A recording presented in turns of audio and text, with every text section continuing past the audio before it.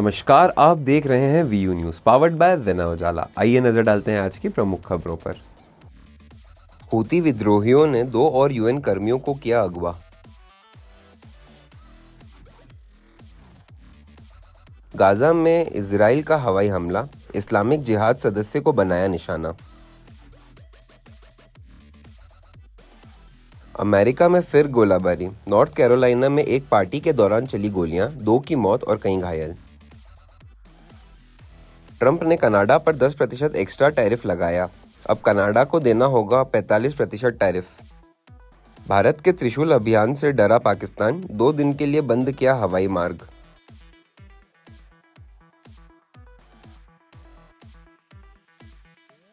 CMS-03 का 2 नवंबर को प्रक्षेपण, उपग्रह से नौसेना की युद्धक क्षमता बढ़ेगी।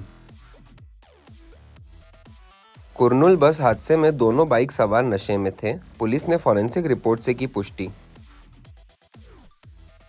मन की बात में पीएम मोदी ने दी छठ की शुभकामनाएं, बोले यह महापर्व गहरी एकता का प्रतिबिंब है।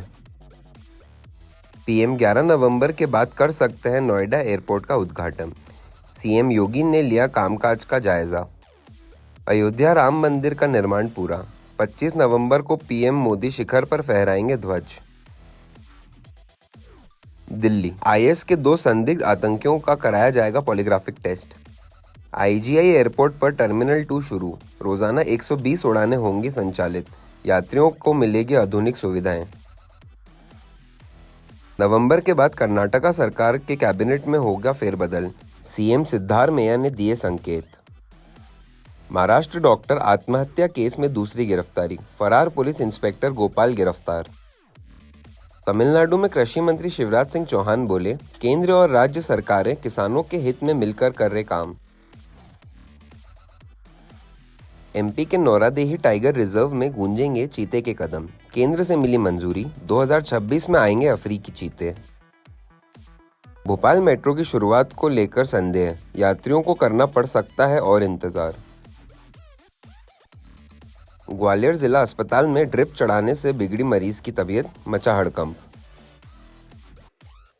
इंदौर में निगम के सर्वे को लेकर हंगामा, निगम अफसर और रहवासियों ने करवाई एक दूसरे पर एफआईआर। इंदौर में भिक्षावृत्ति पर सर्जिकल स्ट्राइक, कई भिक्षुक पकड़े गए, सुधरने के लिए भेजा उज्जैन। भोपाल में मुख्यमंत्री डॉक्टर मोहन यादव ने सुनी पीएम के मन की बात, कई पार्टी पदाधिकारी और आमजन रहे उपस्थित। मुख्यमंत्री डॉक्टर मोहन यादव ने रविवार को भोपाल के दक्षिण पश्चिम विधानसभा क्षेत्र करुणाधाम मंडल वार्ड 27 बूथ 48 पर पार्टी कार्यकर्ताओं और स्थानीय नागरिकों के साथ प्रधानमंत्री नरेंद्र मोदी का मन की बात कार्यक्रम सुना। इसके बाद उन्होंने आत्मनिर्भर भारत अभियान के तहत स्वदेशी अपनाने की शपथ दिलाई। इस अवसर पर विधायक भगवान दास सबनानी, प्रदेश मीडिया प्रभारी आशीष उषा अग्रवाल, जिला अध्यक्ष रविंद्र यति, मंडल अध्यक्ष मुकेश दिहाड़े, भानु सिसोदिया, शिवचरण रघुवंशी और अन्य पार्टी पदाधिकारी व आमजन उपस्थित रहे। भारत के अंदर एक प्रधानमंत्री के दृष्टिकोण से सकारात्मक ऊर्जा की धारा का प्रभाव प्रारंभ किया। जीवन के अलग अलग क्षेत्रों में इतना बड़ा देश और इतनी विविधता में मन की बात के माध्यम से वो लघु भारत अपने सामने उपस्थित कर देते। उत्तर दक्षिण पूर्व पश्चिम भारत के विविध प्रांतों में क्या क्या चल रहा है और क्या क्या चलना चाहिए, किन किन बातों से प्रेरणा लेना चाहिए, भविष्य के कौन से जवाबदारी वाले विषय सामने आ सकते हैं और उनमें हमारी भूमिका क्या होगी। इतना अच्छा लगता है कि क्रिकेट खेलने वाले बच्चे भी संस्कृत भाषा, देव भाषा के माध्यम से वो अपने भाव का अभिव्यक्ति और भाषा का उपयोग कर रहे हैं। न केवल क्रिकेट, संस्कृत में गीत भी, तो देव भाषा को बढ़ाने का मुद्दा हो, कॉफी के उत्पादन से लेकर कॉफी के टेस्ट तक हमारे क्षेत्र के प्रत्येक विषय को लेकर माननीय मोदी जी हर बार मन की बात में वो सारे प्रेरक प्रसंगों को सामने रखते हुए वंदे मातरम की बात करके उनने हमको प्रेरित किया, जिसके बलबूते पर एक शब्द में देश की आजादी की ललक 150 साल पहले बंकिम चंद्र चट्टोपाध्याय जी के माध्यम से, और ये तो हम सबको भी पहली बार जानकारी आई है। गुरुदेव रविंद्रनाथ टैगोर ने अपने स्वर से उसको गायन भी करके ये अद्वितीय उपलब्धि हम सबके सामने दी थी। इंदौर के जाल सभागृह में सुनी गई पीएम के मन की बात। इस दौरान महापौर पुष्यमित्र भार्गव, कैबिनेट मंत्री तुलसी सिलावट, कैलाश विजयवर्गीय, सांसद शंकर लालवानी सहित कई जनप्रतिनिधि रहे मौजूद। इंदौर के जाल सभागृह में प्रधानमंत्री नरेंद्र मोदी के रेडियो कार्यक्रम मन की बात का 127वां संस्करण उत्साह के साथ सुना गया। इस दौरान महापौर पुष्यमित्र भार्गव, कैबिनेट मंत्री तुलसी सिलावट, कैलाश विजयवर्गीय, सांसद शंकर लालवानी सहित कई जनप्रतिनिधि और नगर निगम की सफाई मित्र जुड़े थे। प्रधानमंत्री मोदी ने छठ पर्व की शुभकामनाएं दी और स्वदेशी वस्तुओं की खरीदी को आत्मनिर्भर भारत की दिशा में महत्वपूर्ण कदम बताया।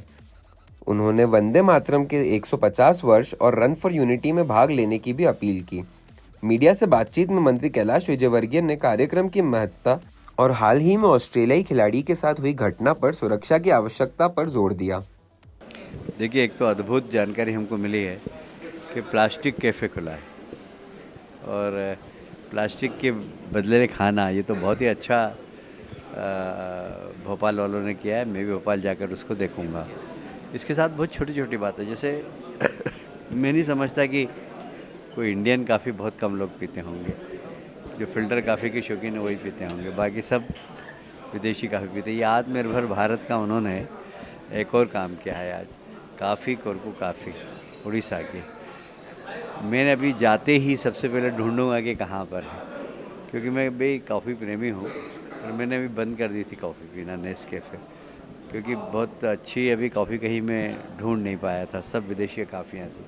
तो अब मैं ढूंढूंगा और ये कॉफ़ी ज़रूर पीऊँगा। देखिए, बहुत प्रधानमंत्री जी बहुत छोटी छोटी बातों पर संदेश देते हैं। जैसे उन्होंने मिलेट्स के बारे में एक बार कहा था। मिलेट्स मुझे याद है अच्छे तरीके से। उन्होंने श्री अन्न नाम दिया, पूरी दुनिया में उसको फेमस किया। और मिलेट्स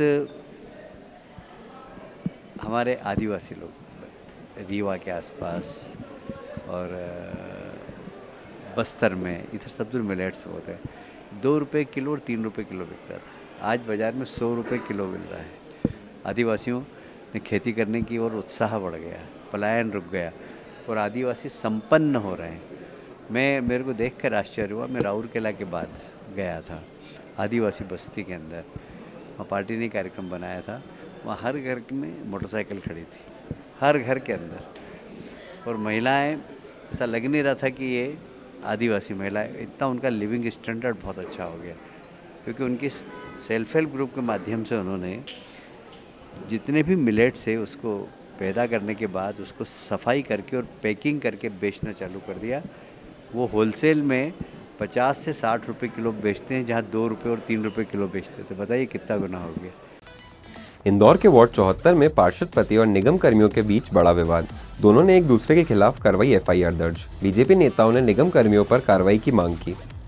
शनिवार को वार्ड 74 में नगर निगम की टीम द्वारा नपती करने के दौरान पार्षद पति सुनील हार्डिया और निगम कर्मी शैलेंद्र सिंह के बीच विवाद हो गया। मामला देर रात तक बढ़ता गया और दोनों पक्षों ने एक दूसरे के खिलाफ एफआईआर दर्ज करवा दी। बड़ी संख्या में बीजेपी नेता भरकुआं थाना पहुंचे और निगम कर्मियों के खिलाफ कार्रवाई की मांग की। इस दौरान एमआईसी मेंबर बबलू शर्मा ने कहा कि निगम आयुक्त व्यक्तिगत दुश्मनी निकाल रहे हैं। थाने में लोगों ने निगम आयुक्त मुर्दाबाद के नारे भी लगाए। मामला अब निगम कर्मी और बीजेपी नेताओं के बीच टकराव का कारण बन गया है। चालू रखेंगे इस तरह में कोई? देखिए, मुहिम चलाना नहीं चलाना वो प्रशासन का डिसीजन है।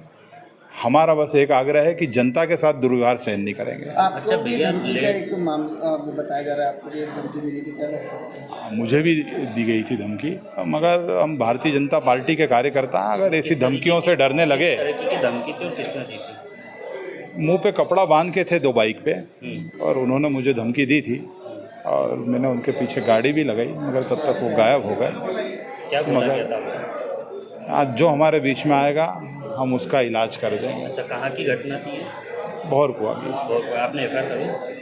नहीं, मैंने अभी शिकायत नहीं करी। मैंने जांच में उनको बोला अधिकारियों की कि उनका पता करें कौन है। अगर वो पकड़ में आते हैं तो उनके खिलाफ एफआईआर भी कराऊंगा। पिस्टल की? हाँ, आई थी।